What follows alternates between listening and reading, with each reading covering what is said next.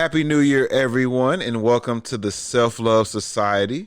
This is the podcast for people who are on the journey of self-discovery, wellness, with a dash of foolishness sprinkled on top. This is a safe place to learn, laugh, and discover your own individual path. Hey guys, we missed you. We have missed you. Freaking New Year. Happy New Year. It is another wonderful year, and we are so happy to be back here with season 2 of the Self-Love Society. How are you guys doing? Have you been taking care of yourself? I hope you guys enjoyed the holidays and you did some wonderful things for your self-care. And Turned up. Ready. You are just hyped and ready to go for another wonderful year. Yeah, we about to lose 100 pounds this year. Everybody, load it up. Yep. No shame. I got my resolutions. Oh, man. And I don't feel bad about it. I don't. Yes, you shouldn't. So let's talk about it. We haven't seen each other for a minute. I know. It has been a minute. Since the season ended. So how you been doing, T? Man. How was the holidays? Your favorite time of the year? How was all that? Oh man, this is my favorite time of the year. You know, all my Christmas music. I've been jamming to Jackson 5 all day. Hey, lit. You know, give love on Christmas Day. That's my favorite. That's my favorite Christmas song. Give love. Yep. Hey, that's the underrated yes chord in that. I determined this year that Give Love on Christmas Day by Jackson 5 is my favorite Christmas song of all time. You want to know what my favorite Christmas song of all time is? These are a few of my favorite things. No. Okay, what is it? But I like that song, but that's not my favorite. You just give off that vibe a little bit. I mean, dang. Well, my favorite Christmas song is I don't know who sings it. What? How you gonna have a favorite Christmas song and don't know who the sings song though? What is the name of the song? Chestnuts Roasted on an Open. The classic song. version? Nat King Cole? Maybe it's him. Chestnuts roasting on an open fire. And so Luther Vandross sang that song too. Jackson 5 sang that song too. No, I think it's Nat King Cole then. Yeah, that's the OG. OG Nat King Cole. 92. That's what they should do a movie about. I love Nat King Cole. They should. I don't know anything about him. That's you know what, that and Josephine Baker. That's another person that deserves a movie. Okay, don't hurt me. You don't know who Josephine Baker? I'm finna throw this whole. Y'all, we starting off this podcast on the wrong foot. How do you not know who Josephine Baker's from and you from St. Louis? Look, I went to predominantly white schools. You finna stop doing this. My family didn't teach me about Black history for real. So I don't know who is that the opera singer? Was she an opera singer? No, she was not. Okay. She was a French entertainer, but she was born and raised in St. Louis, Missouri. French entertainer? I'm sure you have seen her before. She is a singer and a dancer, Josephine Baker. She's a very beautiful Black woman. What is a French entertainer? What is that? She actually ended up going to France and doing a lot of entertainment in France. She was American born, French entertainer. No, she was a singer and a dancer. Okay. She was a performer in 1906. Ain't no strippers in 1906. Hey, it's always been strippers. She was a French resistance agent. She was also a civil rights activist and a Freemason. Okay. And she her career was centered primarily in Europe, actually. Well, shout out to Josephine Baker, friend of the podcast. Friend of the podcast, God rest her soul. I can't believe you. You from St. Louis. I don't know nothing. You know Josephine? I don't know who she is. But I'm learning. But you see, that proved my point. There should be a movie about Josephine Baker there because a lot of people don't know about it. But you know what? Also, I still don't want to see movies that are centered around the Black struggle in America. I don't. But speaking of movies, aren't you glad about all the new movies that are coming out this year? Yes. Yes. So I recently saw. What? Wonder Woman. Trash. Listen, y'all. Trash was Wonder Woman. Did you see Soul though? Did you see Soul? Soul was amazing. Was I saw it twice actually. Because I needed to see it again to really get understanding. Soul made me cry. It didn't make me cry. It made me cry. It didn't have any parts of the movie that made me cry. It made me cry because it made it. You want to know what made me cry? What made you cry? Spoiler alert, if you haven't seen it. Okay. How do I do this without being terrible and spoiling the movie too much? But what made me cry was... Look, if you ain't seen it by now, we all at home. For real. You're right. Thank you, T. You gave me that license. Just go ahead and say it. What made me cry about it was how much effort that they're putting into teaching children about things. Like the whole lost soul thing, finding your purpose. Like, I think it's so dope that Pixar and Disney are really being more thoughtful about the storylines that they're creating, and the seeds that they're planting. And that is so dope to me. It's making it so digestible for children to understand. Yes, and so when, as a parent or a auntie or uncle or whatnot, when you have little ones that are going through things, they're giving so many tools that you can explain things to. You can relate, okay, like how in Coco, or like in this movie, or like in that movie, to where that is so dope to me. And I feel like that is awesome that it's becoming a mainstream thing to take care of the mental wellness of people. And they're integrating that, and it made me cry because when I was a kid, we didn't have that. Shoot, we had Jasmine trying to figure out why everybody wanted to sell her into marriage and things of that nature. And Pocahontas getting sold into marriage. Like, we didn't have any of that. True. And I thought that was super dope. And I like just sitting there looking at it because we watched Soul on Christmas as a family. Oh, nice. So that was pretty dope. And like, just sitting there with my nieces and everything, I'm like, man, it made me cry because I was like, they literally have a completely different reality than what I have, which is dope to see, So, did you have any aha moments when you were watching it? Like, any moments where you were like, wow, I never really thought of it that way. I mean, this is what I dabble in. So, I dabble in the soulness. So, I didn't have as many aha moments as many people did because, I'm very spiritually alternative. But I did have a lot of yes. Yeah. I'm glad that they put that in this movie so that a lot of people can understand things from a different perspective. So I had a whole lot of those moments. It was pretty dope in my opinion. I was like, this is so this is going to click for a lot of people in a lot of ways. And that's dope for me. I love the idea of the lost soul where like the people would turn into these big monsters. But it's because they even said like sometimes people lose their way. But then sometimes people are so I think they said in the movie, sometimes they get so focused on one thing that they lose their soul. Yes. And I was like, wow. And did you see when they did the circle for the lost soul to help find its way? Like a meditation circle? Yes, that's like a meditation circle, and that's very in the realm of me spiritually and what I dabble in. So for me, I was like, this is the dopest Disney movie I've ever seen. Like, it was so dope to me. And so like, and how all of the shame and the regret and the heaviness that was on the soul fell off of the soul, dope as fuck. And then how they opened up the portal for the soul to find its way back to the body. The second, when the soul got back in the body, it was an immediate aha moment of, what am I doing? Yeah, what am I doing? Well, I'm wasting my life. I don't even want to do this anymore. Yeah. I know what I want to do again. Dope. Think about those moments that we have in real life where we be like, you know what? I'm done with this. But that is exactly what it is. Yeah.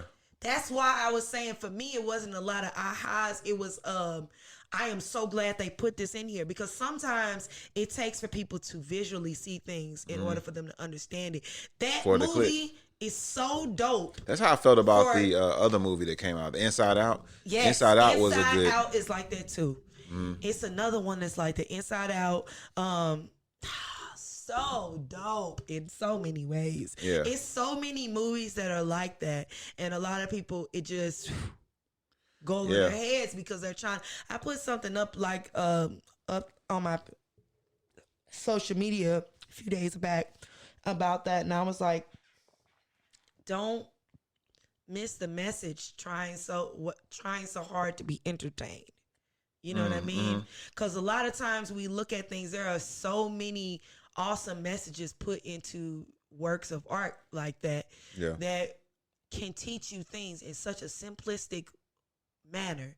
And a lot of times we unfortunately miss the message because we're looking at the entertainment value of things. Sometimes it's important to be, when you learn to be present, it's easier for you to hear what is being presented, and you can hear it in a different way. That movie was so dope to me. But Wonder Woman, hot garbage. And I'm standing. So DC has been disappointing me for quite some time. So you know, for me on the last part of the Soul movie, I'm still kind of fuzzy on the ending. I don't really understand, like when I think it was 23. I think that was the number of the 22. 22. Which is when they were like another. That's a the spiritual thing. Yes, okay, a spiritual thing. You're not gonna dive into that right now.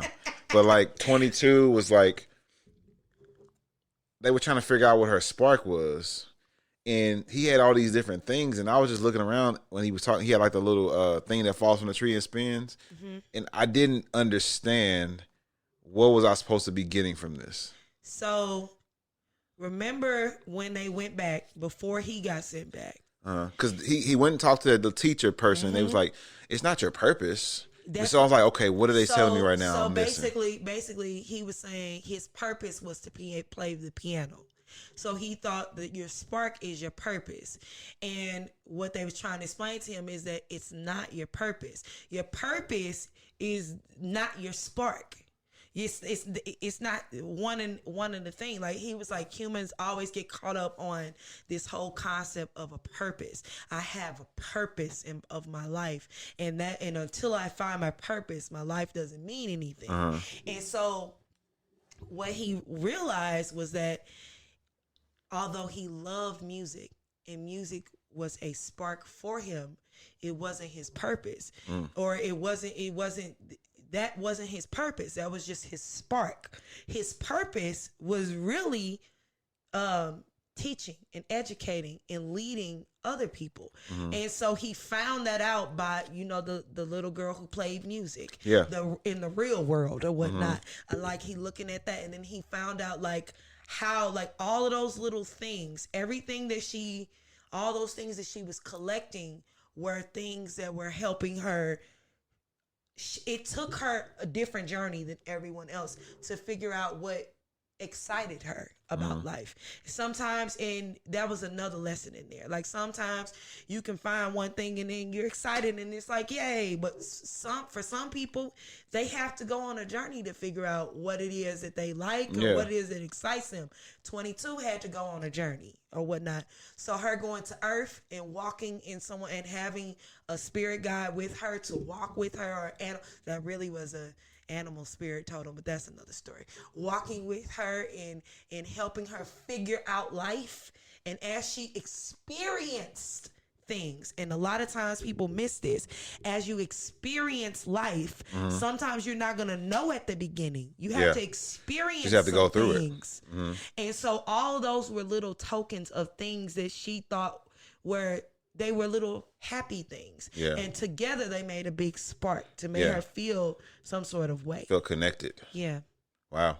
Yeah. Dope. I can go on and on about the movie. Yeah, I'm probably not going to watch it again, but look, I watch it. No, I thought it was a good movie. It's just, sometimes it's just I watch a movie and I'm like, that was really good. I'm never watching this again, but it was great. He gonna watch it again. You wanna know why? Because you got children. We've already watched it once. I'm not watching it again. What that mean to kids? You remember Frozen era? Well, if they would have had a song in there, they didn't have any songs. They didn't. They was more jazz oriented though. Yeah, my kids watched it, but I was like, okay. But it was fitting for what it was, because jazz oriented don't have a lot of lyrics. Yeah, I like jazz. It was more the vibe of the music, and they had a lot of that. Yeah, which was dope. So the haircuts was dope. Haircuts. I love how they portrayed black people in that. Yeah, I thought that was so dope. When he went to the barbershop and he was like, how come you never told me about these things? He's like, you never asked. You always just talk about your stuff, your music. You never asked me about what's going on in my life. But that was another thing. Like, that was a way for him to see that you going about life wrong. You know what I mean? You're thinking, because when we have in our mind, this is my purpose, you become obsessed with it and you forget to connect with people. The whole point of the journey being here is to have a connection. He was a lost soul, essentially. He was, but he didn't know he was lost. A lot of people don't know that they're lost. Yeah. Because they are obsessed and they are in their own thing. Yeah. But yeah, Wonder Woman 84. Well, you go ahead and talk about it, because I got nothing but pressed lips for Wonder Woman 84. I just don't understand what they're doing anymore. I feel like DC just need to give up, and they just need to give over all their rights to Disney, because obviously nobody over there know what they're doing. The movie, okay, let me break it down. I got nothing. So the movie cinematography wise was amazing. I thought that her character, I thought the beginning of the movie was really good.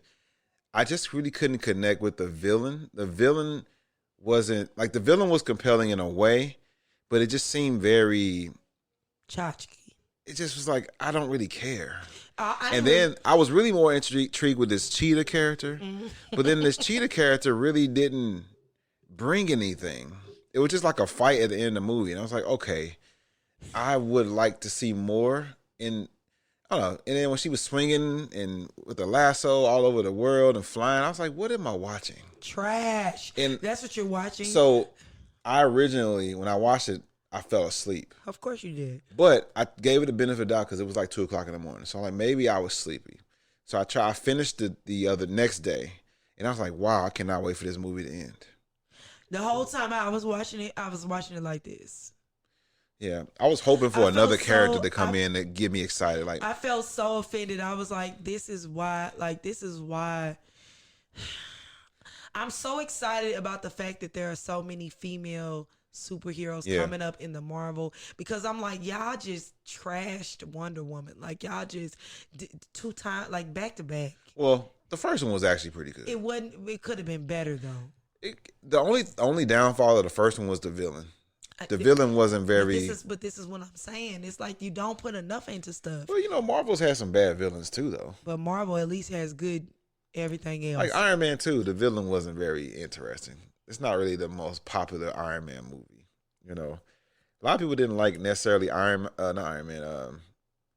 America 1, the first one. A lot of people didn't really like that movie very much. It was an origin story. Yeah, so they have their misses. Give origin stories benefit of the doubt, whether it's DC or Marvel. But I will say, I think Aquaman was really good. I liked Aquaman. I thought that was a great origin story. Well, I think that also the Man of Steel was amazing. I think also in Aquaman the actor led a lot to that. True. Amazing. I love the visual effects of it all. It was amazing to see the worlds building they did. Yeah. Man of Steel was amazing. Batman is always great. Suicide Squad. How about that? I didn't like Suicide Squad. Of course you didn't. Suicide Squad. I didn't know much about Suicide Squad anyway, but it just seemed like a big music video. And I don't like Harley Quinn. I don't like Harley Quinn. I don't see how she keeps beating people. And I'm like, she has no training whatsoever. Because the thing about it she's beating military trained men. Because the thing about it is, one, they're not even. The problem with Harley Quinn is this. The problem with Suicide Squad is they didn't do a proper origin story on Harley Quinn. They didn't explain where Harley Quinn comes from, because they did short intros to them. I'm a Birds of Prey fan. Did you like the movie? I didn't see it. I'm talking about comics. Okay, like the comics. Siren fan. So I the villains of DC. Catwoman was my girl growing up, so Poison Ivy, Catwoman, Harley Quinn, all of them, you know what I mean? It's just like, so I know about the origin stories of them. I know what could be done there. Like the fact that you're not doing anything about, like a lot of people don't know that Harley Quinn was a doctor. She's a psychologist. A lot of people don't know that. For Arkham. You know what I mean? They're just thinking that she's just some random woman that likes the Joker and wears booty shorts and carries a back. Like, it pisses me off. That's what people think about Harley Quinn. She don't. You like them Hooters girls. Stick figure. Write to me, stickly. P.O. Box 963, New York City, New York State, 10108. I didn't know anybody else knew that but me. And this has been another episode of useless things that we remember that we shouldn't remember. The Stickly song. Yo, I wrote into Stickly too. I wrote in. I was like, "Look, Stickly. I want to see this episode of Rugrats where Tommy Pickles and the gang." I wrote a whole little paper. I said they are not reading. When I grew up, I said they never read that stuff. They didn't. They couldn't have. I was like, I want to watch the episode of Rugrats where they go inside a spike and see the body. I want to see that episode. We writing in like we calling in on the radio. Oh man. Oh, the joys of childhood. I miss it, man. If I could go back. Oh, man. Sheesh. Well, how was the end? I guess it's kind of be one of our questions today. Yeah. I'll save that for later, maybe. Okay. Well, my computer went out, so, oh well. I took a picture. So, check this out. So, my cousins... so this is my cousin, they're married, and they always have these debates that make me laugh, and they'll call me and they'll say, "Hey, Tony, like, what do you think about this?" And I'm like, why is this even a conversation? So you wrote one down. I wrote it down because he was like, they wanted me to. I was like, I'm gonna ask this on the podcast and see what my partner thinks. Oh God. So this is a scenario. Hold on. Let me prepare myself. Hold on. Oh, make sure I do the Gillen cousins proud. Oh man. Okay. All right, I'm ready. So if I remember correctly, he was like, okay, he was talking to his wife, right, about husband talking to the wife. Yeah, talking about how beautiful she was or whatever. And he made the statement that other people would find her fairly attractive. Right? And so she was like, wait a minute. So the question was, why is that something wrong with being fairly attractive? What's wrong with? Is it wrong to say that your wife is fairly attractive to other people? It's so I said, okay, there are times in life where the right thing to say is the wrong thing to say. There's times in life where the right thing to say is nothing. Because why first? So I'm gonna ask you, okay, as a woman. You have a guy, right? Not now, I'm saying, but hypothetically speaking, you have a guy. Okay. He says, I think you're beautiful. I know other people may find you fairly attractive, but I think you're beautiful. How would you respond to that? How would you feel about that? I would be ready to smackle. Why would you be ready to smackle? First of all, because that's the equivalent of you're pretty for a dark skinned girl. Oh, okay, hold on. You taking it deeper. But that's the equivalent of that to me. That's equivalent? To me, yes. Wow. Don't tell me I'm beautiful and other people would think that I'm fairly beautiful. Because that's like saying, you're pretty, I think you're gorgeous for an okay looking girl. Like, it gives me those vibes of you're pretty for a dark girl. You know what I mean? Like, I just like, just say that I'm pretty. Why just leave it there. Just cut it off. Period. Just stop right there. Stop right there. Just stop that. I don't care. Like, sometimes you being too honest. Like, you got to stop right there and be like, you know what? I'm going to let the rest of that thought live rent-free in my brain, not on my lips, just not on my lips. I don't know. I would feel some sort of way because I would be like, you think I'm gorgeous, but people just think I'm okay. So am I not gorgeous? Am I just all right in these streets? So I understand the concept of what he's saying. What would have been better? Let me tell you what would have been a better way for him to say that. Better way to say that is not that. Better way to say it is, girl, you are so gorgeous. Everyone thinks that you're gorgeous. So lie to her? No, because if you think that somebody is gorgeous, your woman, you think she's gorgeous, In your mind, if you think she's gorgeous, in your mind, there is no way that anybody else cannot look at this woman and say that she's gorgeous. But that would be a lie. But no, it's not. I'll put it to you like this. If I think somebody gorgeous. If I see a man and he's handsome, and I think that he's handsome, I think that he's the shit. Excuse my language, but for real, that's what I think about him. That I am going to think that other people think he's the same thing. Absolutely. Why would you think that? Because I have amazing, immaculate taste. And so if I have amazing, immaculate taste because I'm dope. But beauty is in the eye of the beholder, though. That's fine. It's different beholders here. Yes. But other people absolutely agree with me because there is no way this man is so fine that there is no way that I'm the only person on this earth that thinks that this man is fine. But what if you are? Because that's not true. It's impossible. It's impossible. Do you understand?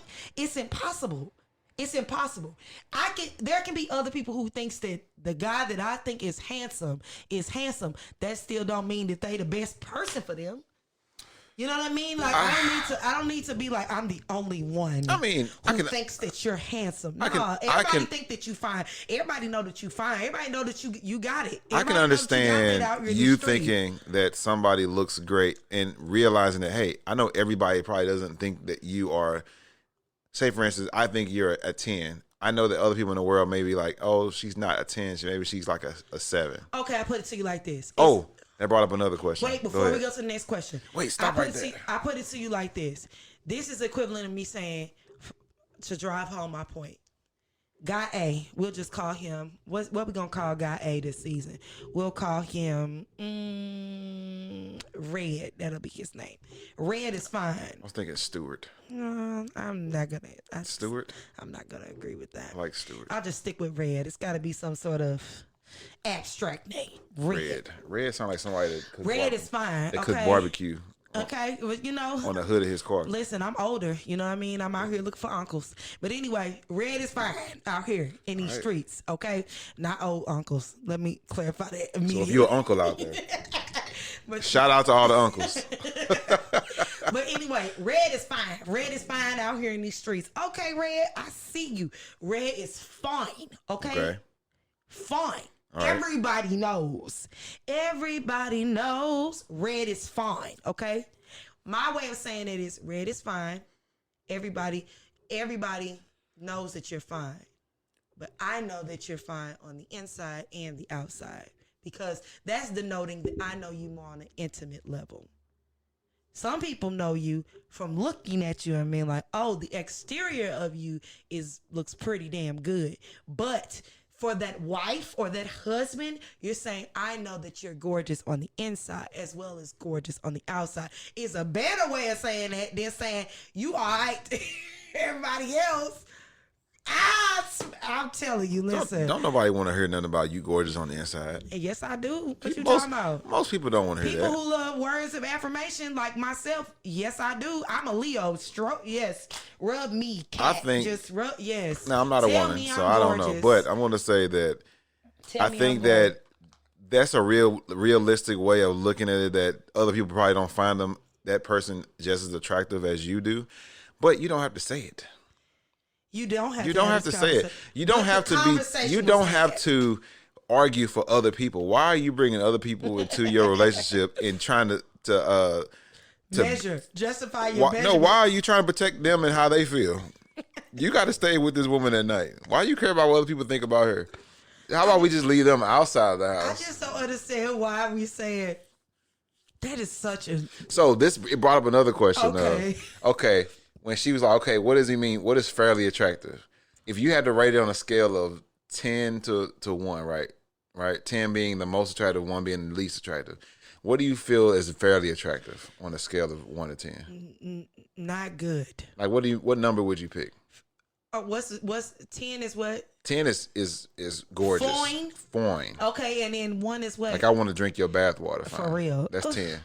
It ain't very many people. First of all, who came up with that idea of drinking bathwater? Because that shit charges. Have y'all seen bathwater after you've been in it?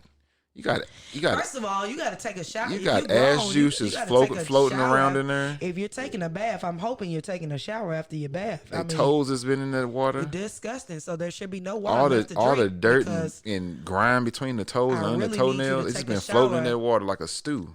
I really need and you gonna drink it. I really need you to take a shower after. What woman was flattered by that? I don't know. Apparently somebody was flattered because they kept using it over and over again. People in the 80s and 90s were really weird. It's a different group of people. Just really weird. Yeah. Drinking bath water. Hey, if you drink bath water, comment on our post, yes. And let us know how that worked. How did that go? How did that work out? Why did that just get you together? Yeah. How did that get you going? How did you feel after that? When you drank that bath water, how did you feel? I'm hollering anyway. So what's one again? What if drinking bath water was like an water? Aphrodisiac and it gets you excited? Way. Absolutely not. What if it did? It can't. It's impossible. What if the secret, instead of Viagra, it was drinking a woman's bath water? I don't understand what's happening. What if that happened though? There'd be a lot of people with ED. Nobody drinking bath water out here. Nobody doing that. Oh man, imagine you just. But I don't know. People out here eating booty, so. But people be sitting in the water and booty chunks be in the water too, because some people get off the toilet and just get in the bathtub. People don't even eat the stew; they eating the. And one of your uncles comes in like, "Ooh, girl, let me drink your bath water." And you just drinking booty juice and chunks and feet particles. And they fart in the water. So you add a little seasoning to it. That's where COVID came from. COVID came from drinking bath water. I believe wow, we figured it out. It didn't come from biting heads off of bats, guys. That was Ozzie Smith. No, remember they was like they came out with COVID. It's like it was because people was biting heads off of bats and COVID came. They said it was from eating bats, not biting. Eating bats, yeah. I thought it was biting heads. Ozzie Smith bit the head off of a bat. Ozzy Osbourne. Yes, that's what it was. Yes, he was biting heads off of bats. Sorry, Ozzie Smith, not you. Not Ozzie Smith. That's the baseball player, right? Yes. Oh man. So the question was: 1 is what? So 1 is terrible. 10 is gorgeous. What's it's fine. 5? Well, you get it. So what do you consider fairly attractive? What on a number scale would you consider fairly attractive? 4. A 4? That's fairly attractive. That's okay. Not good. So you consider? No, I don't even know, cause 4. So who is a 10 to you in your mind? Oh Jesus, Lord! What You could do a celebrity. Don't do somebody we know. I can't do Don't do nobody we know in real life. I cannot do nobody we know in real life. Yeah, don't do that. Do it. That person knows who they are. Anyway, moving forward. 10 celebrity. 10. Jesus, help me. Who's a 10? Is perfect in every way to you. Perfect in every way. We just talk about external. We're not talking about internal. We don't know these people. Say people can't be perfect. Yeah, but just in with your eyes. With my eyes. With your eyes. I'm sorry. Oh, why you apologizing? Because I think my picks are stereotypical, but Morris Chestnut. So Morris Chestnut's a 10. Lord. All right, who's a 1? Who's a 1 to you in the celebrity world? Shout out to Morris Chestnut, friend of the podcast. Yes, dark skin, perfect teeth. My Morris, God. if you ever want to come on and talk about subjects, please do. Please. You're invited. Please. Please, Lord. Now I think he married. Look at you. I can still look. You coveting. I mean. You ain't supposed to be coveting. I said Jesus help me before we started. I said it. So who's a 1? Who's a 1? A 1?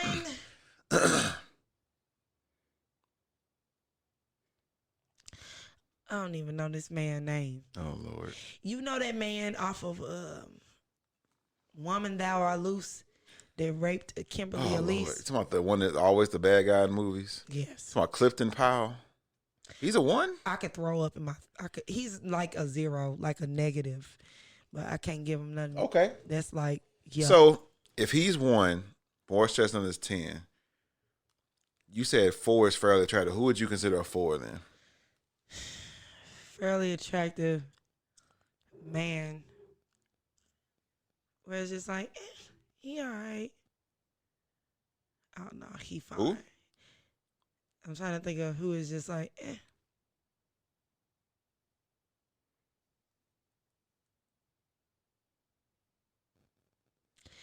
What's the dude off of This Is Us? I never seen the show. The dark skinned dude off of This Is Us. The guy that's from here, Sterling something. Yeah, he's alright. You see, so you say he's a 4. So he's fairly attractive. He's fairly attractive, but he's not. Because that was the question of what is fairly attractive. What would that rank on the number scale? It's just like you're not ugly, but it's nothing to get excited about. So my idea of fairly attractive was, because if you fair, I feel like that's a 5. That's in the middle. Mm-hmm.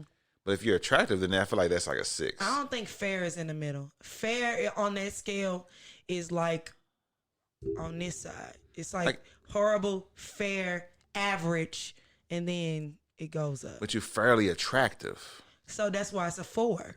I feel like it would be like a 5 or a 6.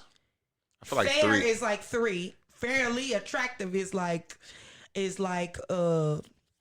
think okay like is at 3. 4, and then 5 is like you cute. A you cute to me is like. I feel like you cute is under fairly attractive. No, not to me. You cute is like a Michael B. Jordan. Okay.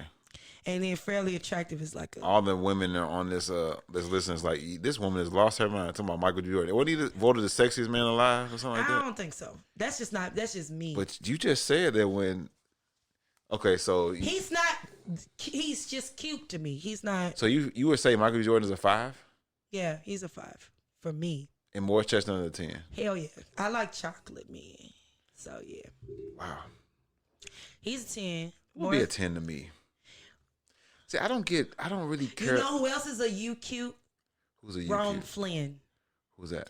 He's the guy who played on How to Get Away with Murder.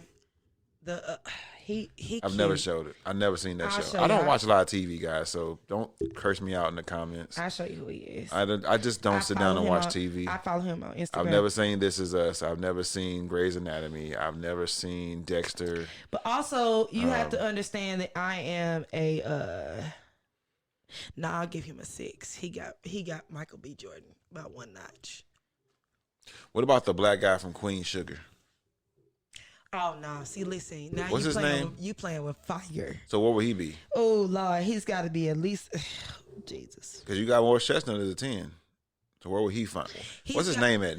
Listen, I don't know. Fine black Is he man. African?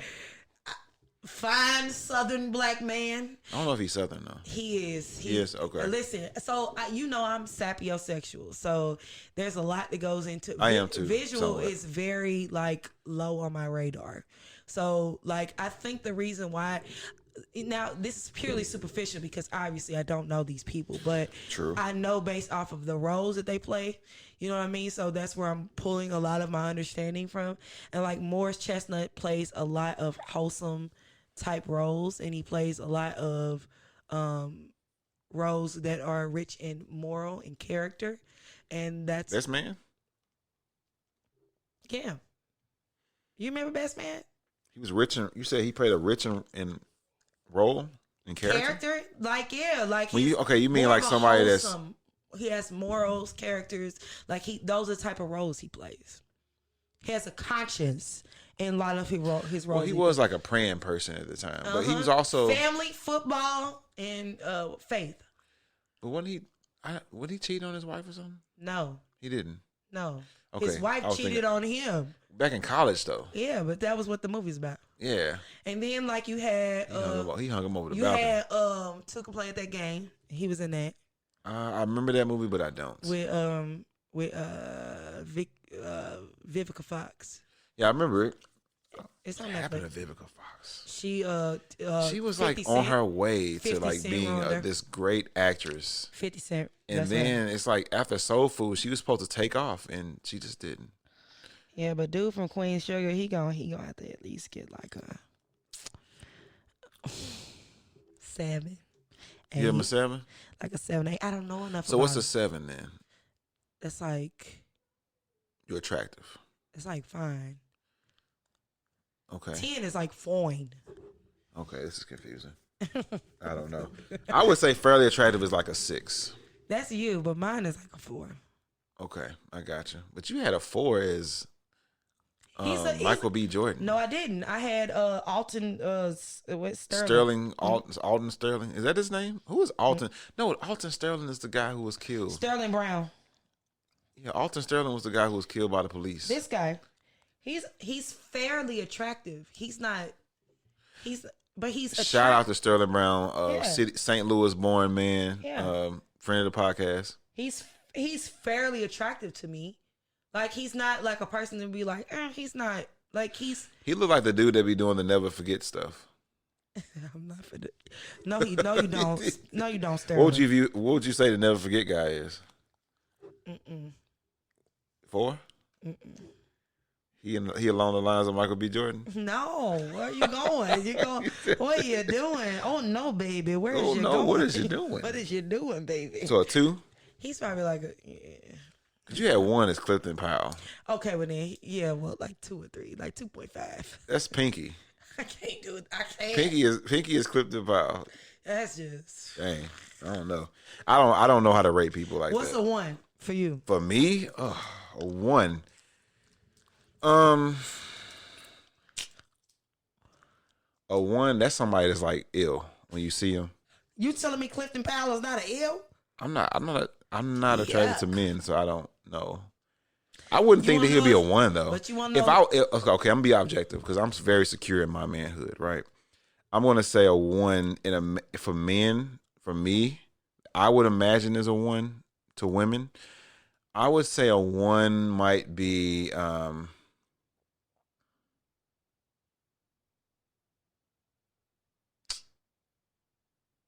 It's a whole lot of people in this 1 category. You know the dude from what was his name in the movie? It's a whole lot of people in this category. So whoever you name is probably also there. I guess I would say a 1. When I say 1, I'm thinking somebody that's just like ill when you see him. Right? He is ill when you see him. I'll explain why. Ill when I see him guy, I might think of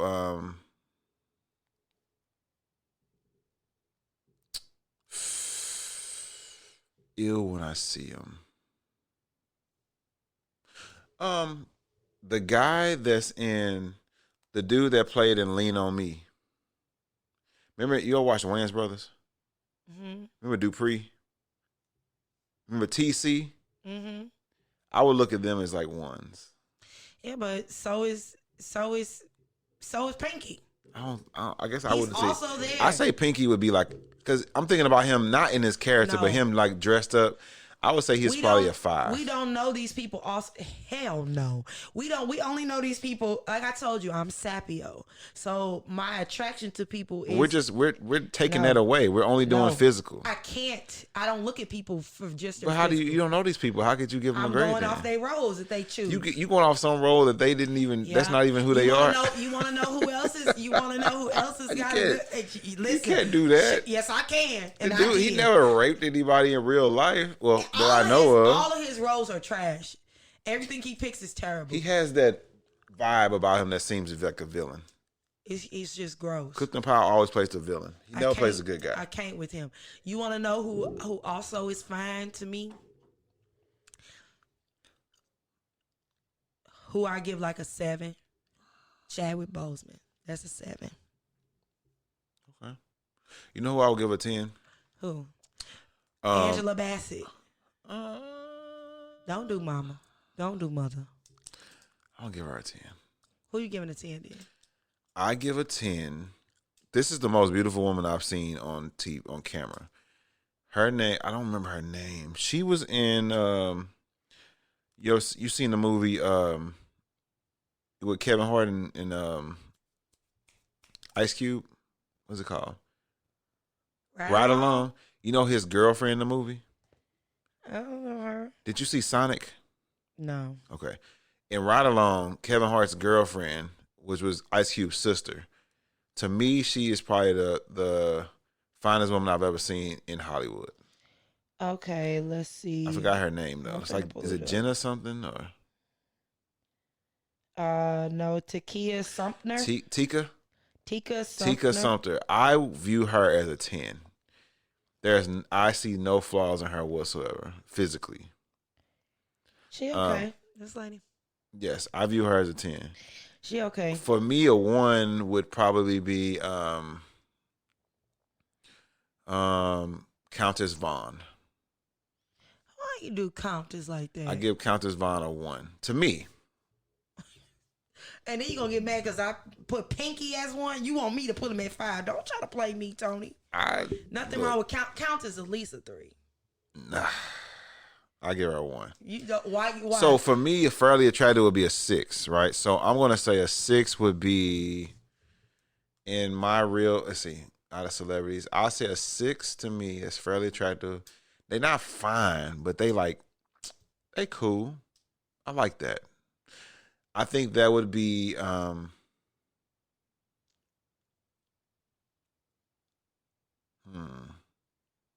I'm thinking of a movie right now, and I'm trying to pick the person. They're walking past me. Plan. Tony is thinking of a master plan. No. Nia Long? Okay, yes. Nia Long to me is a 6. Oh, typical black man. Continue. Why? Listen, just like my Morris Chestnut is a typical black woman answer, Nia Long is a typical black man. Is it fairly attractive? Yeah. Why does everybody... People view her as a 10 at one time. I know, but I think that most black men find Nia Long attractive in some form. May not be a 10, but... So I don't think I've ever... Because I've never heard of a black man who said Nia Long was not attractive. But there's also women... There's also black women who... most black men will say is unattractive. Have you ever heard a black woman say that Morris Chestnut was not attractive? Yes. Really? Where is she? I can't really name her, but like I say, everybody's not attracted to everybody. That's true. You know, beauty is an eye beholder, right? But you know, it's funny because I'm pretty sure my cousins will come up with different questions that ask me. Where I'm like, I'm going to ask her on the podcast. Please tell them to send us. I like these questions. Thank you, cousin. You know what? Gellins. Y'all should, if y'all should have questions that y'all write into us. We would love that, and we can discuss on the podcast. Whatever you want to hear our crazy viewpoints. Yes, on. I would love to talk about random stuff like that. So, please. So, go ahead. Yes. Are we getting to it? You know what? I just wanted to say one thing. Go ahead. This is shifting the energy here a little bit. Yes. Men who cannot get over a breakup with a woman. Y'all are getting on my fucking nerves. Okay. This is pissing me off. If you cannot deal with a woman saying that she does not want to be with you anymore, go get some help. Go to therapy. Work through those emotions. Do not let your emotions overcome the situations, and now you're hurting someone who just doesn't want to be with you. You heard the story that just happened recently in St. Louis, where this man killed this woman and her 2-year-old daughter. Can I tell you something about? Can I tell you what I first thought when I heard that story? I'm gonna tell you first. Go ahead. Automatically, every time a woman is killed, especially if it's like a child too, the automatic thing is it had to be an ex-boyfriend. I am so tired of me. And things, I know people in situations that are dealing with this right now. Yeah. I had a classmate at UMSL with me who died, who was murdered by her ex-boyfriend. And he murdered her current boyfriend at the time because he was, and I don't know, I wasn't there to verify, but why would you kill the woman you used to be with and their new boyfriend? Obviously, you had to have some feelings for this woman. You're jealous, or you just can't get over the fact that she doesn't want to be with you anymore, or you're not with her anymore. Go get some help. Go to therapy. Go get around some positive people. Do not let your anger, your hurt, cause someone else to be hurt. Yes. Because this man just found out in the news that he committed suicide. And I don't have no sympathy for him. I think he's a coward. But they had him, real STL news. Shout out to y'all. Shout out to them. They had him cornered for quite some time. So, you was either going out one of three ways, you know what I mean? With your hands in the air, coming out blazing, and Cleo style. Yeah. Or the way you went out, you know what I mean? But like you said, I don't really have much sympathy. I know that's terrible to say, but the first thing that I thought of when I heard on Christmas, nonetheless, the first thing that I thought of when I heard that was, this is why I'm single. That's the first thing I thought of. And a lot of it's a fearful thing for women who are just trying to find their partner in this world, because while I am a woman that I believe in strength of women and how we can do all kinds of things in this world, I am also a realist, and I understand that how testosterone and estrogen works, and I understand that to a certain degree men have a lot more power, physical power, than most women do. Yeah. And so in a lot of cases, if there is a discord or any sort of disgruntled situation that could arise, that woman is already in a disadvantage of a situation. So when there are domestic issues of these types of magnitudes, it always puts me in a triggering situation this is why I don't like meeting strangers. This is why I don't date. This is why if I ain't known you for I got a whole, what my prerequisite, I got a whole prerequisite because I just don't be feeling safe. It's just like the as the years keep turning by, it just keeps getting crazier and crazier out here. And I can't. I just always feel for women because it's like you don't know what you're going to get. You don't. Like, from the beginning to the end. You don't. Like you can go out with a guy and you just don't know what this person, you got to take so many precautions. And I'm going to tell you from experience. Like, how do y'all just go out how do y'all go on dates? Scaredly. How? You got a weapon. You got to keep something on you. But at the same time, you have to have, and I think this is the part we'll have this conversation. Oh yeah. We'll have this conversation more in length but we're going to talk about this a little bit today. But and maybe we'll talk about this a little bit every podcast this season. We'll talk about relationships a little bit. Yeah, definitely. But to a certain degree, and I think a lot of men may not understand this, and they write it off as women being extra or nagging. This is why we ask so many questions. This is why we are so extra up front, because we're trying to figure out if we are going to be safe in a situation before we put ourselves in a situation. It's kind of like you're testing the temperament of the man. You have to, because a person can switch. People going to put their best face on first when you meet them anyway, whether they're male, female, whatever. They're going to put their best face on first. But when you are a female, you're putting yourself at a physical disadvantage off the bat. So if you meet the mask, and the mask, it seems like they are a person that is compatible with you, and you get into a space to where you are one-on-one with this person, and that mask come off, and it ain't something that you can physically handle, now you're in a situation to where it's life or death, or some sort of traumatic situation that could possibly take place. And you have to, and the problem in that situation is a lot of times, if something does happen to you, you coming out of that situation being blamed for putting yourself in that situation,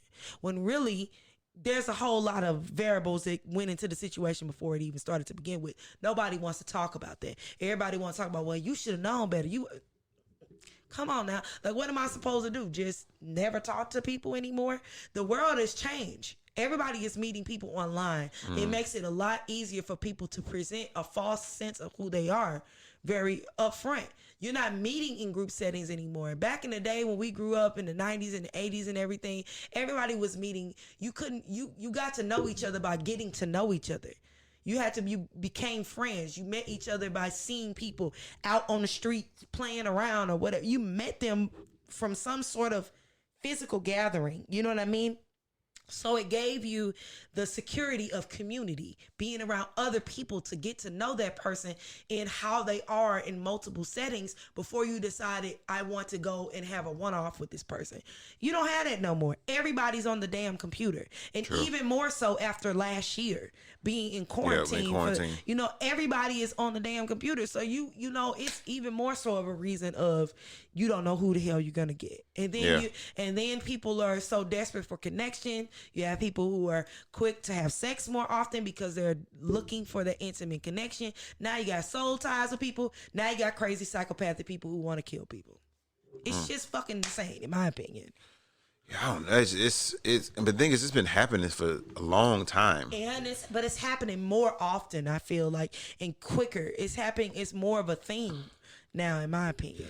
Well, I think you have to add into the current state, the current climate we're in the social media age where we're getting information a lot quicker. Yeah. And I think that this stuff happened even in our parents' time period. Yeah. It probably happened just as often, but no one ever really heard about it for because real. It wasn't being recorded. Because it wasn't being recorded. It wasn't put on the news like that. But the bigger issue that that is existing is we have these people, because it's not always men. Most of the time it's men, but it also can be women. But it's people who are not able to deal with being rejected. Rejection. And being able to move past that. Well, I'm going to give some tips if we have any of our listeners who have dealt or dealing with rejection or having some tips from the love guru. Go ahead. Okay. So I got one if you didn't. Okay. So if you're dealing with rejection or if you're going through a period of rejection, a tip that I can give you to help you heal in your rejection process is ask yourself what you learned from the situation. What lesson did this situation give you? And be grateful for the lesson in the situation, not necessarily the loss of the relationship, but the lessons and the blessings that you received from the relationship. I feel like in doing that, it gives you a better way of coping with what is going on, if that makes sense. I've been rejected. And that was something I had to do. I had to thank the situation and just be grateful for the lesson that I learned from it and apply whatever that lesson was to my life, or be grateful for whatever time that I had with that person. You know what I mean? And move forward, because some things are just for a season. So we've all been rejected before. I've been rejected multiple times, you know what I mean? Right. But and I have rejected people, you know what I mean? So it's just a part of the cycle of life, but you have to learn how to properly cope with it. You can't just shoot them up, bang bang everybody that don't give you your way. Exactly. That's not how that goes. I would also add to reassess your core values. Reassess what it is about you that makes you special. Yes. What is it that makes you great? Because you are the shit. Identify your strengths. Identify your challenges and the things that you can do to do better. But don't just think that just because someone rejected me means that I'm nothing. Because you still tight. Yeah, you can go to in these streets. Think of it like a job interview. You can go to a job interview and put your all into the interview, but if you don't get picked, you just apply for another job. You can't sit by and be mad and shoot up the job. You go find you another job. Yeah. So because you gotta make some money, right? That's right. Don't think that just because rejection does not mean the end. They didn't stop making. Rejection just means the end of that connection. There are so many connections out here that you can make.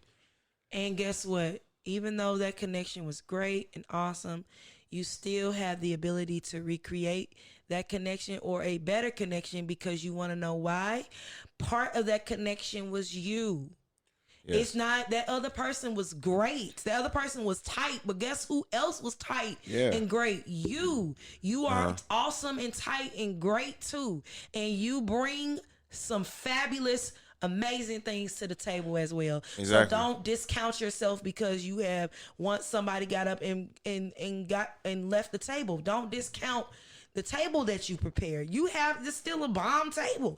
Somebody else will sit down and you will have an awesome connection with them. Yeah. Just like you have had before. And just like you had before you met that person. Exactly. And also men who you have children with the woman that you're not currently with. Like, your role as their father does not change because you don't have a relationship with that mother anymore. Like, that's a whole separate relationship that you can still foster and grow. Don't allow the relationship that you've lost with that woman to dictate the relationship that you have with that child, because that's two different things. Your child will always love you. You will always be a father. You won't always be a boyfriend or a husband. You don't always have to be that, but you'll always be a father when you have children. That's right. And so take that. When you think about your core values, think about your strengths, think about you as a father and focus on that. And also I will say this, as a side to that, what was I saying? Talking about you as a father, we're talking about you as a man, and also just understanding that, also if that woman moves on, doesn't mean anything about you. It doesn't mean that you're a terrible person. It just means that a woman found someone who might have been better off for her. And that's nothing against you. Yeah. Like, you don't, like, say for instance, you are really good at plumbing and another man is good at electrician work. Well, you have a job that's looking for an electrician. You apply. It doesn't work. You're not an electrician. You're a plumber. They hire the person that's better suited for the job. That doesn't mean that you're bad at plumbing. It just means that they weren't looking for a plumber. Like, go out and find someone who's looking for a plumber. That's right. Go out and look. When you identify your core values and your core strengths, go look for someone who's looking for what you have to offer. That's right. Like, don't look for someone who doesn't want that. You're setting yourself up for failure. When you're out here dating, ask these questions of a person to, ask the necessary questions to understand what someone is looking for. Ask someone questions of what it is that they seek, what they need in their life. But this all starts once again from knowing and loving yourself. Exactly. Which is the core values of what this podcast is all about. This is the Self-Love Society, and we are here to teach you how to spend time with yourself every week to figure out what those values are, so that when you are connecting with other people, you can accurately depict and communicate what it is that you are seeking. Exactly. So I mean, we got this new year, 2021. Yes. This was a long time coming. 2021, come in here and sit down and act like you got some sense. For real. 2020 was something else. 2020 was like that kid that you said you would come babysit and they was acting a fool and you was like, whoo, they gone now. 2020 is like the kid that you told your friend you was gonna babysit. Yeah. And then you got like, girl, I watched the baby for you while you go do your groceries or something. And when you got there, their nose was running, they had silver caps in their mouth, and their hands was sticky. What is silver caps? Silver teeth. What's wrong with that? Them the bad kids. Oh, I was like, hold on, what does that mean? Yeah. And they had them sticky hands, and their nose was running. Yeah, and they had COVID. 2020 is that COVID kid that just came to your house. So yes, we don't want that kid anymore. We're not inviting him back over. But 2021, we need you to come in and act like you got some sense, please. That's right. They just said that there was a more stronger strain of this virus in the UK. Please, people. For real, a couple of days ago, I saw a ER nurse. They was talking about how the ER nurse took the vaccine and still... Oh, the one that passed out? Or the one that it looked like they wasn't even taking the medicine? No, took the vaccine and then 8 days later tested positive for COVID. We'll talk about that next week. Yeah, we'll talk about that another day. But yeah, so 2021 is here. Let's talk about these resolutions. We are, the New Year is for a lot of people is a time where we reassess where we're at in life and we try to set new goals for ourselves, new benchmarks, we try to establish new values and new new strengths. We want to new year, new me. New year, new me, right? The meme of the woman walking up the steps, right? I'm leaving all of that behind. We're leaving bad relationships. We're leaving toxic relationships. Mm-hmm. We're leaving toxic thought patterns. We leaving insufficient stimulus checks. All of that. We leaving it in 2020. We're leaving that in 2020. And so we're doing something different this year. So my question for you, I guess first is, what is something like last year that you felt like you really moved in a positive direction on that you want to continue? A positive direction, standing in my truth. Elaborate. So the concept, I know a lot of people hear that concept, standing in your truth. I'm going to explain to you guys what that means. What it means to stand in your truth is bringing your full self to the table. You know, a lot of times when we meet people or we come around situations or we are introduced in certain situations, we only show a certain side of us. We show a certain part of us, the part of us that we feel like would be pleasing to the audience that is present. 2020 taught me, and I worked on removing those dividers with inside of myself and started bringing the full me to the table. Okay. Start coming to the table as, this is who I am. This is Nkiru in every way. And not worrying about the judgment that the audience may have about certain portions of myself, because it's all me. Hiding that from them does not dissolve the judgment. So just get comfortable with the fact that everybody is not going to like you in totality of who you are. And that's okay. That's something I want to keep moving forward with. I feel like I have come quite a long way with that. Because it was a point in time in my life where certain things about me, I'm a very private person, but certain things about me I just would not talk about in mixed company because I automatically assumed that people would judge certain things. You know what I mean? Now I could just say anything. I was saying something to you earlier before you started, and you was just like, what? And I was like, oh, shoot. Oh, well, yeah, that happened. Yeah. So there's that. Living in your truth, right? You know, just standing in my truth and just being who I am. Standing in my truth. I feel like that is very important in living and breaking generational curses and healing emotional traumas, childhood traumas, is standing in your truth, being like, okay, this is who I am. This is a culmination of my experiences, and they shaped me in this way. And it may be something I like and something I don't like, but because I'm standing in it, I have the ability to understand what it is and determine if I want to continue to allow it to shape me in that way or alter it. You know what? One thing that been doing in 2020 is I've been trying new cocktails, right? Because I really enjoy my Long Island's, right? And so since we haven't been able to really go to bars, I've been trying to create new cocktails. It's funny when people come to my house, they say, you have more liquor in your refrigerator than you have food. I need to change that, honestly. But I told you need to get a bar. You might as well get one. I need to look up. You put it right there. It's a perfect spot. I saw a shelf at IKEA that I'm going to buy and put right there. Yes. But I thought about the bar, and I was like, maybe I should get something that looks like on the end. I don't know. We'll see. But one thing that I've been doing on a serious note, this year, I am really. It's so many things that I've done this year that I want to continue to improve on next year. You mean or this year? You done last year, and that I want to improve on this year. One of the things that I've done is making sure that my heart is not doing the driving. Yeah, you know, that balance is important. Yeah, because a lot of times we make decisions based on how we feel, and our feelings can change just like that. And so I've been working really diligently on making decisions with not just my heart, but my brain as well. That's important. Making sure that the brain and the heart have both hands on the steering wheel at the same time. You want to know why this? And it's helped me a lot.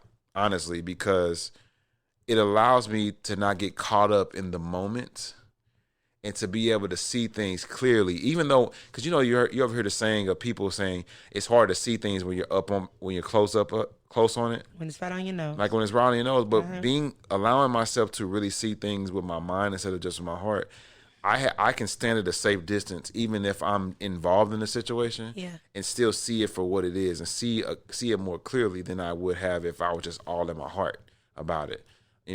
That's like one of the big things I have been doing this year. Also, go ahead. You want to know what that's super dope? Did you hear about the Great Conjunction? No. What is that? Okay, so the Great Conjunction was a astrological event that happened between Saturn and Jupiter. On the I didn't know that was what it was called. Yeah, on the 21st of December. And when is that when we're supposed to get superpowers? Yes, but what it happens and what goes along energy purposes wise, spiritual energy purposes of that, what was pretty dope that happened, like the energy that circles around Saturn is the energy of the mind, logic, thought, structure, and the energy that circles around Jupiter is the energy of the heart, love, emotions. And so this conjunction will permeate throughout the entirety of 2021. So it is the perfect time to balance your heart and your mind, because that is literally the energy that is dancing around, holding hands in the sky, really, in the stars. So that's I was in my Saturn and Jupiter. Yes. Planet? Well, wow. Everyone, that was the energy that's being put on the earth, and it is creating more of a balance, more of a love energy, and more of an acceptance energy along the planet, which is dope. So this is a good time for that. Yeah. If anybody else has that goal, this is a good time to do that. It's really helped me a lot in just my decision making. To a certain degree, I've made some dumb decisions, honestly, but we all make dumb decisions sometimes. Of course. But another thing that I've been doing this year, last year, that I want to continue is and a lot of people look at this as a negative sometimes, but I really look at it as a positive in my life, and that's having little to no expectation and just going with the flow. And just experiencing whatever it's supposed to experience. It's not a negative thing. It's a very Buddhist mindset. No. So, in Buddhism. Booty. So in Buddhism, it's very much so being in the present, living in the now, letting yesterday worry about yesterday and tomorrow worrying about tomorrow, but being present in the moment and letting the present worry about the present. You know what I mean? Having that type of mindset creates very much so a peaceful flow and a peaceful essence about yourself. So that's not a bad thing at all. It's just a mentality that you're in right now, understanding how to float or how to walk on water, sort of say how to trust the process. That's a mindset of trust. You know what I mean? Buddhism. Yeah. What is that concept called? Oh, Lord. If you don't know, you don't know. I don't. But that's dope though. I think a lot of times we grow up and we get it honestly. We grow up with these expectations for people, like our parents. We expect our parents to be these perfect people. Yeah. And a lot of times when they show us that they're not, it kind of causes trauma in our life, because now our idea of what our parents were supposed to be, and we recognize that they're not that at all, we have a hard time with rationalizing that, which can cause us some turmoil in our own lives. And so I think that starts it. But we have these expectations that we put on other people and we put on situations, and it takes away from our ability to really enjoy what we have in front of us. And one thing that I dedicated this last year to was taking away your expectations and just being in the moment with someone, being in a moment with a situation, being in a moment with a career, or a job or in events. Just be in the moment. Yes. I don't even like taking pictures when I go and do things because I'm just like I don't even want to ruin this moment. I just want to experience it. I don't Right. need to carry it with me and keep it. Like I don't need that right now. Like I just like when I'm with my kids and I take them to a park. I don't always want to take pictures. I might take a picture or two and be like, okay, I'm done. But after that, I just really want to experience the moment with them. You know, um, and I want to continue to do that for 2021, of just experiencing, you know, just things. And I feel like there's a lot of opportunities coming my way that because I have this mindset, I'm more open to them than I would have been in the past. Yeah, so I looked up while you were talking. The art of mindfully letting go. Mindfully letting go. Yes, and it has to do with Buddha's Four Noble Truths. Huh. Okay, and it talks about how when we hold on to things in our mind with attachment, that's where a lot of suffering comes from Uh-huh. because of our inability to let go of things mentally, so physically. So like we talked about that just a few minutes ago about letting go when people want to leave you, or mentally, you know what I mean, that ability to let go of things and just kind of let things flow naturally. Mm-hmm. So yeah, the art of mindfully letting go, which is a part of Buddha's Four Noble Truths. The art of the mindfulness of letting go. Of mindfully letting go. That's pretty dope. Should get Yes. that on a t-shirt. Yeah. Yes. So I got a question for you, T. Okay. Okay. Are New Year's resolutions good or bad? I think that honestly, it goes to me with the idea of expectations. Mm-hmm. I think that a New Year's resolution can be a great idea if you don't expect it to happen. Yeah. Um, if you expect to be successful with it, then I think you put a lot of pressure on yourself Mm-hmm. and you can cause yourself to be disappointed.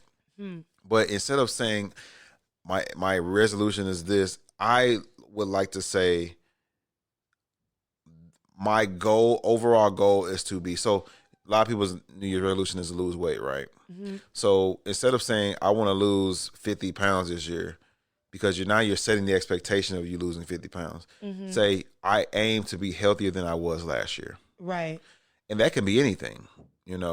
But it allows you wiggle room to figure out what that looks like. It doesn't necessarily have to be 50 pounds. You don't have to lose 50 pounds and be happy and be healthy. You can lose, a few inches off your waist and be healthy, right? Or you can release yourself from a toxic relationship and be healthy. Mm-hmm. Or you can leave a job that's been destroying you mentally and emotionally and be healthy. And so instead of pinpointing it to one thing and put these expectations on one thing, just overall create an overall resolution. Like I don't know if did I make a resolution this year? I make resolutions every year. Um But I feel like I agree with that. I feel like the nature of my resolutions have evolved. I normally make resolutions. Oh, I'm gonna do this, or I'm gonna do that. I'm gonna do this. But I feel like my resolutions are more um, broad and not necessarily thing based, but more lifestyle based. okay. So like What do you think? You think that these resolutions are a good thing? I Bad think thing? they're a great thing. Okay. I think they're a great thing in proper context. Okay. I think that it is always good to set a goal Yeah. because setting a goal gives you a barometer Direction. it gives you direction and it gives you a barometer to measure growth. And I think that it's always good for people to see growth, especially when you're having a hard time with certain things. You Mm-hmm. can say, well, look at how far I've come. You know what I mean? It's hard to show how far you come if you never make checkpoints. You know what I True. mean? So I think that they're an amazing thing. I think a lot of times we use them incorrectly, and that's why they become um, a burdensome thing. But if we, well, you don't have to do what I do, but for Mm-hmm. me, I purposely try to do more lifestyle things. You know what I mean? True. Like I want to have, like, one of my big New Year's resolutions last year was to have a stronger spiritual life by the end of the year. I feel like I accomplished that. Obviously, that's something that I can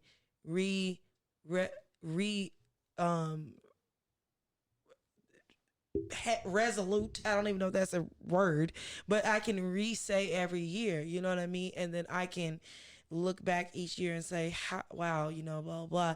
So one thing that I did that is still a resolution for this year is to have a better spiritual life now, or a stronger spiritual life. Now, last year, what that meant last year is something different from this year. What I'm doing differently this year is I have a spiritual journal in which I write in every day, where I write, I do spiritual work with myself daily, and I keep a journal to keep myself accountable daily.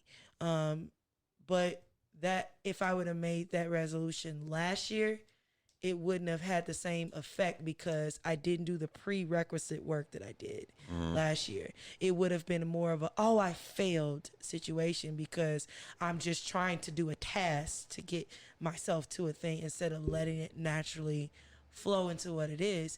And because I felt like I've come a long way, now I feel that I'm capable of completing this task. So I decided, okay, this is something that I want to do. I want to get more into journaling. After we work with one another, I feel that journaling is helpful for me. And I would like to implement it in this way. So that's something that I do. Yeah. Interesting. I do have a follow-up question to that, though. What's up? That pairs with that. So, what it do, baby? So, what does it mean when you fail a resolution? When you fail? I think that when you fail a resolution, I think that just means that I think you made the goal too specific. Because I think if you make the right resolution, you can never fail it. Ooh, I love it. You know, I agree. Because, like I said, if you make it broad enough, if you make it not broad, if you make the resolution about growth, yes, and not about growth in one particular area, like, you know, my resolution this year is to make $100,000. I want to make 6 figures this year. That's great. You know, and it's people out there who do it, right? But you're not gonna be pissed off. But you off put a lot of pressure on yourself because what if you make 99? Right. What if you make 5 figures? Like, yeah. What if you make 5 figures? You still made some good money. Yeah, you still. You know, but if you say, hey, my resolution this year is to make more than I made last year. I think that failed resolutions. When I think about failed resolutions, I always think about that saying, "Shoot for the stars." I mean, shoot for the moon. So if you land. If you fall, you land amongst the stars. Yeah. So with that being said, you shoot as high as you possibly can, of course, but with the understanding that you're shooting, you're throwing your reel out there, so to push you. The purpose is to push you. Yeah. It's not. You're doing it without expectation. Yes, it's not a failure if you don't reach it. It's to push you forward. It's to get you marching in a certain direction. That's the purpose.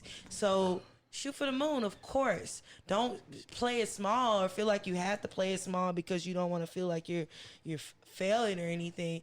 But understand that it's okay that if you only make it to the stars, baby, you still at the stars, like Brad. Right, you still in the stars. It's way away from the earth. That's dope. Like, you made it to the stars. Come on now. But I think that goes, like, it obviously goes back to being able to shoot for something without the expectation that that's what I'm going to get. Yeah. Like, I'm trying to get the moon. Like, let's just be in that area. Let's shoot for the moon. But let's not expect that that's what you're going to get. Because you may get to the stars and see something else and be like, oh, I want this to stay at. Or you might get to the stars and now the moon is more attainable. Yeah, or you look at the moon and it look like a dusty rock. I don't want that. Yeah, you might realize that, it's not really what I wanted. Or you get to the stars and you're like, wow, if I just do a little bit here, then I can get to the moon. Yeah. Because you didn't know what you needed to get to the moon. You just thought, I'm just going to go there. But now that you're close to it, you can say, okay, I just need to fix this a little bit, and then I can get exactly where I originally wanted to go. Absolutely. But you're still moving forward. I agree with that a million%. So, how do you remain consistent when you are setting a resolution? What do you think? I think consistency comes with a plan. Okay. What's the saying? Those who fail to plan, plan to fail. Yes, those who fail to plan to fail, or the 5 P's. Prior planning prevents poor performance, or if you're an old man, prior planning prevents piss poor performance. Spitting all over the mic. So, like, making a plan, writing out it can be as intricate or as broad as necessary for yourself, but writing a plan, small steps that you feel that you can take along the way is a awesome way to remain consistent, because it's giving you short-term goals in order to help you reach your long-term goals. True. Which I want to plug my book right now. I'm writing a book, y'all, and it talks about that. Book alert. New book alert. New book alert. New book alert. So, and it talks about that. We need a soundboard. Hey. So we can have some sounds. Hey, we got one. We need to. Oh, we do, right. don't we? We need to get on that. We need to put some sounds on there that we want to use. Hey, y'all send in some sounds if y'all want to be on the podcast. Send in some sounds we can play. Oh, man.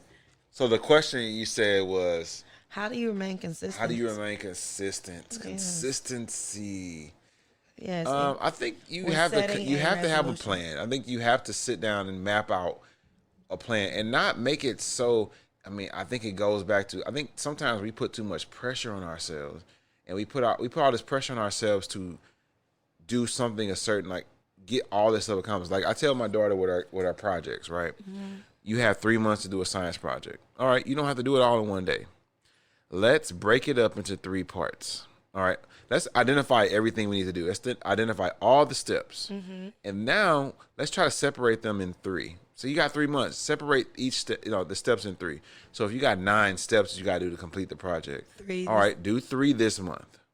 Just put your effort into 3. Mm-hmm. Don't worry about getting through the 4, 5, 6, 7, 8, 9.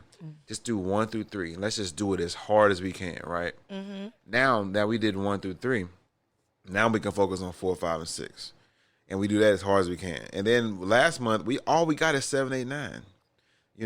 And the positive of that is that a lot of times if you take it on that way, you might end up really setting yourself up for real success. Absolutely. Because you're putting you didn't try to complete it all at one time. I always tell people, you don't go into the game trying to win it in the first quarter. No. You try to win each possession. If you win enough possessions, win each play. You win the game. 6 seconds at a time. Win the possession. Win enough possessions. You win the game. Yeah, don't try to win the game when you first kick off the ball or when you first do the tip off. Focus on the play at hand. Yes, like. A game is won between whistle and whistle. Yeah. That's it. And so I take that, and when I talk about consistency, yes, I think it comes down to you breaking up first of all, identifying your steps, and then breaking them up into attainable pieces. Yeah. Because if you can't get 1 through 3 done in a month, okay, now maybe we need to maybe we need to do a longer plan. Maybe instead of 3 months, we do 6 months. Yeah. Right. Instead of waiting to the 3rd month to start working on things, okay, 6 months. Now break it up into 6 pieces. Mm-hmm. But break it up into a way and be honest with yourself. I think consistency is also about honesty with yourself. Yeah. Because sometimes we'll go into things like, okay, I do this all the time. I am going to go home when I get off work. I'm going to do all of my case notes for my clients. For all my therapists out there, you understand my pain. I'm going to go home and I'm going to do all my case notes at home tonight. And you get home and you do not do no case notes. None. I got one for you too. This is for all my adults out there, no matter who you are. Mm-hmm. And I'll say 89% of y'all 89% will agree with this. I'm gonna go home wash my clothes, dry them, fold them, and put them away.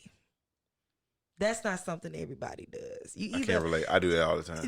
That's why I said you and the other percent. But a lot of people, they'll wash them and dry them, and they'll be like, eh. I don't know how to wash and dry clothes and then not put them away. I don't know how to do that. No, let me tell you, you've never been to nobody's house and they had that basket, and they'd be like, I'll do that later. I know plenty of people who do that, and I'm not going to talk about it. But for myself, that's not. But I'm just saying that's a big thing, and this is like, just focus on the washing. And then after the washing is done, then focus on the drying. Yeah, don't try to do it all at one time. Once you tell yourself you're gonna do all of it, all of a sudden, it's exhausting. Yeah, you gotta setting yourself up for failure. Gotta focus on the washing, then focus on the drying. Then okay, I'm gonna fold it. Then okay, now I might as well just put it away. It becomes easier when you just break it down like that. But if you say I'm gonna do all of this, you immediately start getting overwhelmed. You get overwhelmed, you get tired. You feel as though you folded all these clothes. You ain't even got to that step Then yet. you be like, let's just take a break. I'm going to put on some Netflix. Right. Like, go get them clothes out of the car. You ain't even took it out of the car. They still in the back seat. Yeah, so, yeah, I definitely would say those would be the things that I would do with consistency. I don't know. I really haven't come up with any resolutions this year. I think mine is just to continue on the path that I'm on. I don't necessarily have I guess if I was going to have one, I think my resolution for this year is to be happy, like allow who I am and my happiness to drive the things that I do. Like, spread good energy. Mm-hmm. Make sure that I'm doing things that bring me good energy. And if it brings me negative energy, remove myself from it. I think that's one of my biggest goals. No matter how hard it may be, no matter if it hurts someone's feelings, no matter if it puts you at a disadvantage in a way, maybe in a financial disadvantage, remove yourself from negative energy. Anything that makes you feel off or makes you feel as though I just don't feel good about myself. That's a sign that that's not something that you're not supposed to be around. Absolutely not. And I try to be very sensitive to energy when, these days. Yes. Yes, T. Yeah, so. I love it. I'm here for it. You know me, I'm a empath in always. So I'm an energy junkie. Yes. Oh, man. Well, you got any more questions for today? No, those are my questions. I do have some affirmations. I see. Is that a Christmas present? No, I've never seen you have an iPad before that has a pen to it in there. What kind of iPad is it? Well, this is an iPad Pro. I need to get me one of those. I got some things that I'm working on that's coming up in the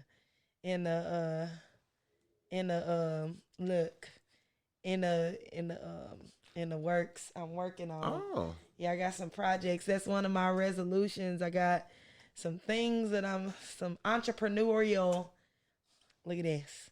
Entrepreneurial things that I'm going to be doing.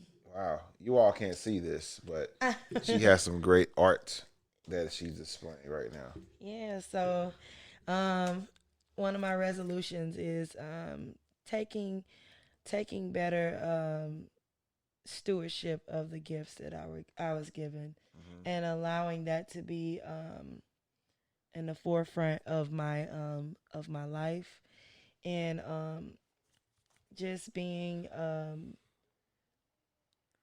in tune with my spark.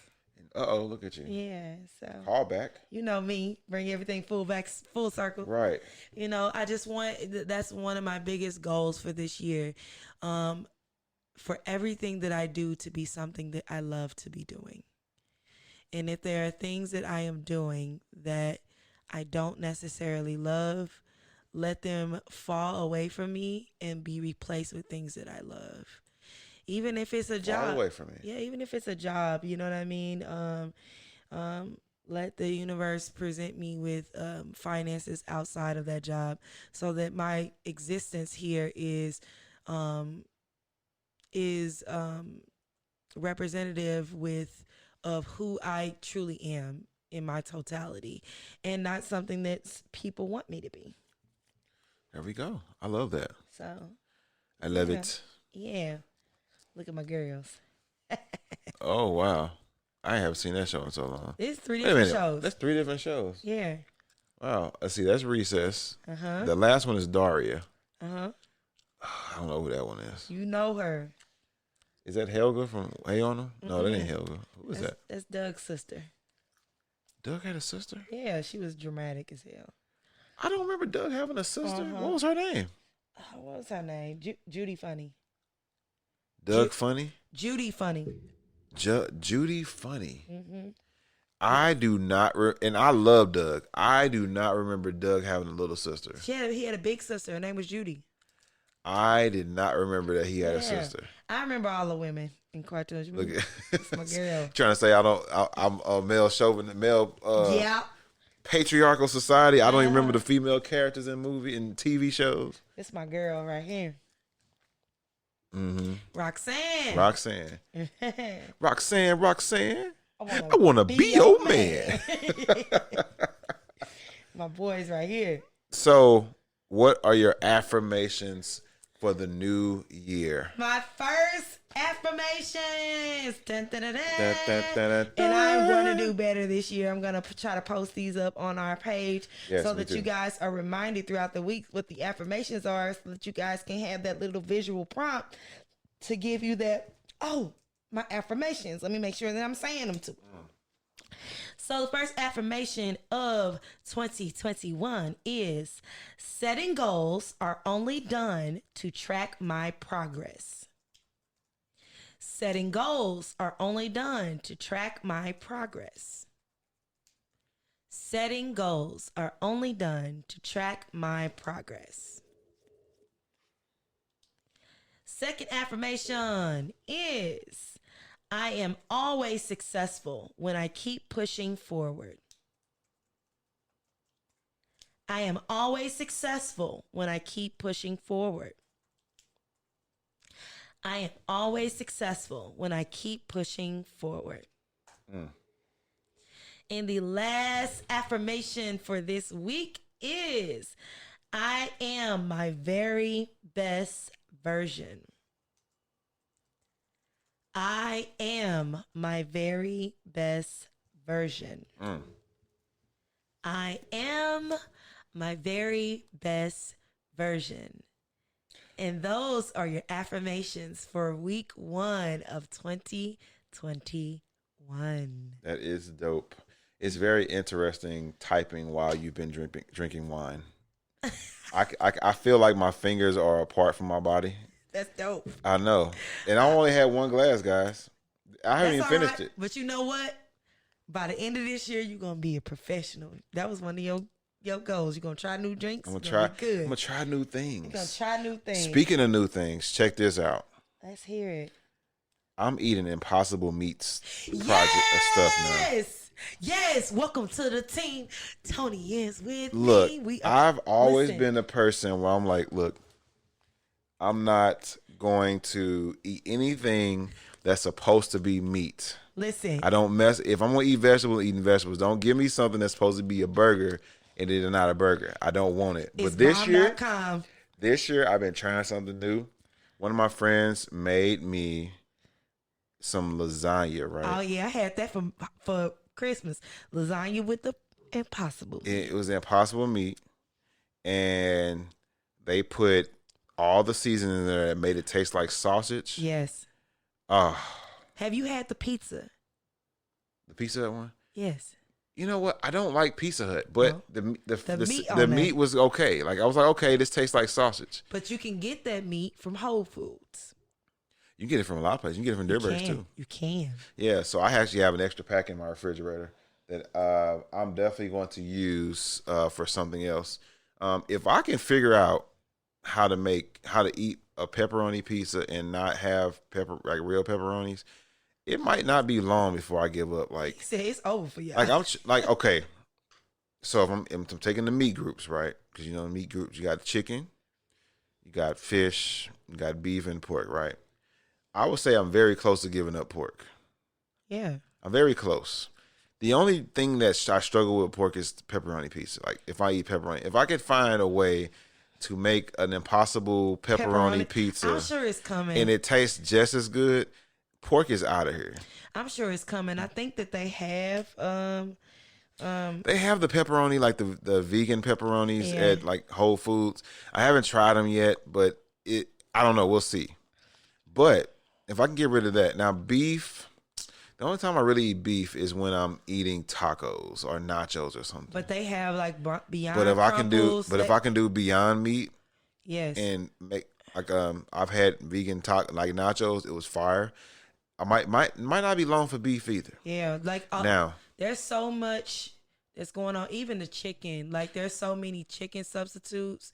There is. I don't know how close I am to chicken. Chicken, that's a whole nother issue. They got Beyond stuff for chicken. I saw somebody make. Well, I never seen Beyond. I have seen people use make those chicken sandwiches, but they instead of chicken they use like these mushrooms. Yes, but KFC has a Beyond chicken.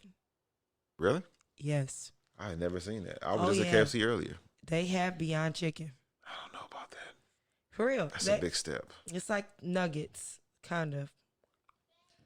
It just sounds nasty. I don't know. Let me just stick to one step at a time. Yeah, one step at a time. We're not trying to conquer the whole meat groups in one time. We're not. I just want to get rid of one. If I can get one out of here, I'm one step closer to becoming a vegetarian. That's my ultimate goal in life, is to become a vegetarian. You're going to get there. You know, but chicken is going to be it's like the final boss. Yeah. I think chicken is going to be the final boss.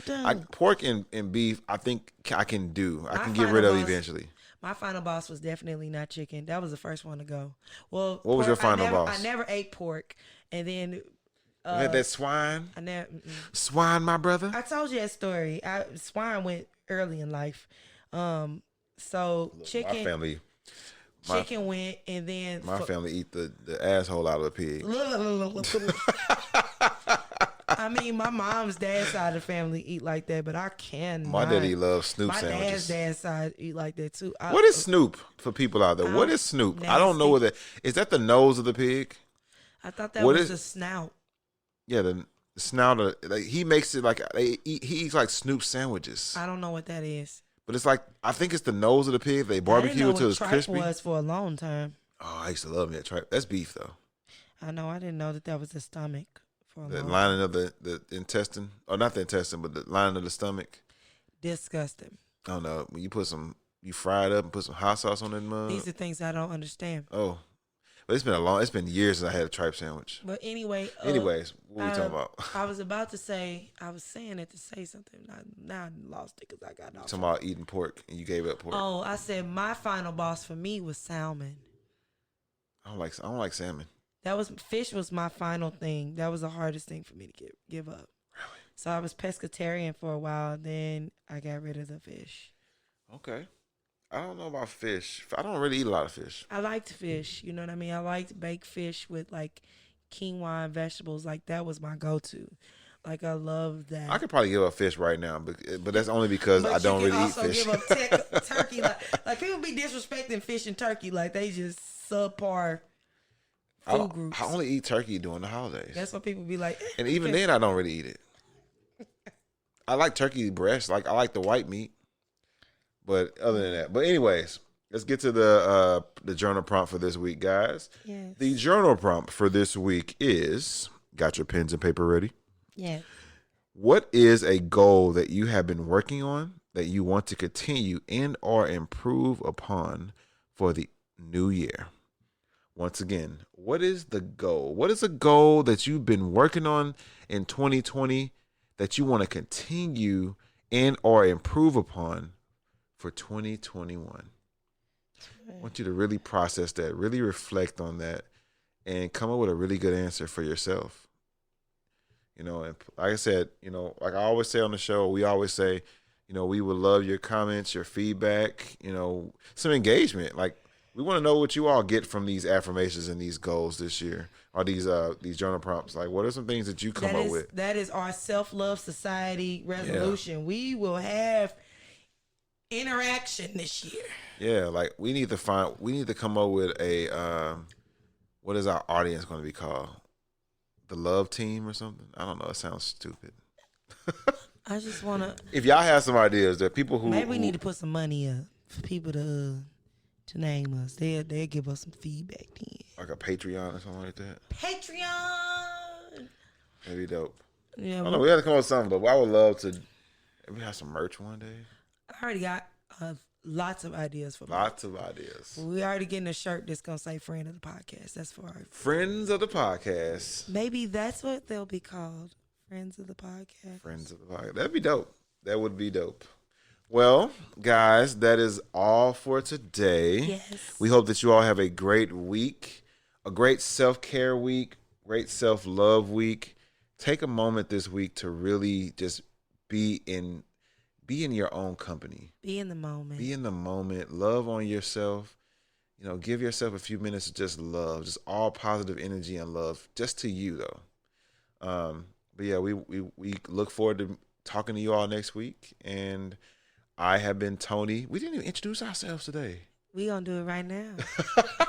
So my name is Tony Gillen, licensed professional counselor. And this is Nkiru, the Love Guru. And this has been the Self-Love Society podcast. Season 2. Season 2, episode 1. We made it, y'all. We got right. called back for another season. Right. We got called back for another season. Y'all know that first season was a struggle. Yeah, we were struggling. We was trying something new. But I think we got something that we look forward to continuing to just grow and do more and more. I would love to do if we're gonna have people this year. Yeah, we can have some guests this year. I would love to do volunteer opportunities where people come out and meet us. Yes, meet and greets. Yeah, meet and greets, and maybe we'll volunteer different places. You know, COVID safe, of course. Absolutely. You know? But it's a lot of things that I would love to do this year that we are going to look forward to. So yeah. So you all have a great week. Yes. And we will see you all next week. Bye. Bye-bye.